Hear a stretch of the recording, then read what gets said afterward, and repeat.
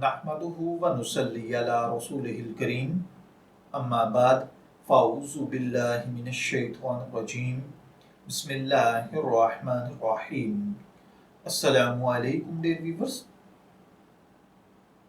آپ کے favourite Islamic informative channel شعور انفو سے میں ہوں پروفیسر شبیر احمد۔ ہمارا آج کا ٹاپک ہے قربانی کی قضا۔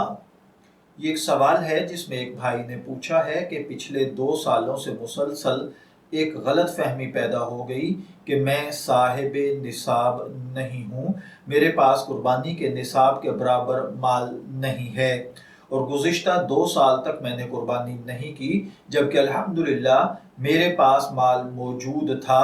اب میرے لیے شریعت کا کیا حکم ہے؟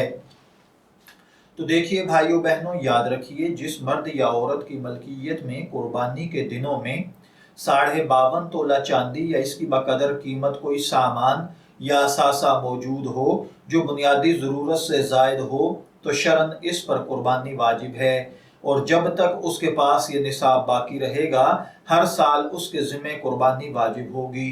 اگر کسی وجہ سے قربانی نہ کر سکے تو وہ معاف نہیں ہے، بلکہ اس کی قضا میں ہر قربانی کے بدلے ایک متوسط بکرا یا بکری کی قربانی اس قربانی کی قیمت فقراء میں صدقہ کرنا شرعاً اس پر واجب ہے۔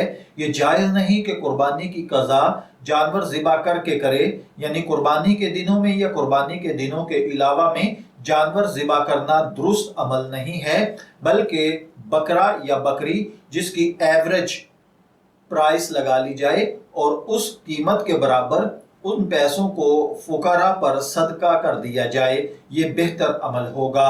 یعنی 2 سال کی 2 قربانیاں، وہ ہر سال ایک قربانی کا صدقہ کرتا رہے، یعنی ایک قربانی کے برابر پیسے غرباء اور فقراء میں تقسیم کر دیا کرے۔ میں دعا گو ہوں کہ اللہ تعالی ہمیں ان باتوں کو سمجھ کر ان کے مطابق عمل کرنے کی توفیق عطا فرمائے۔ شبیر احمد کو اجازت دیجیے، پھر حاضر ہوں گے کسی نئے ٹاپک کے ساتھ۔ تب تک کے لیے اللہ حافظ۔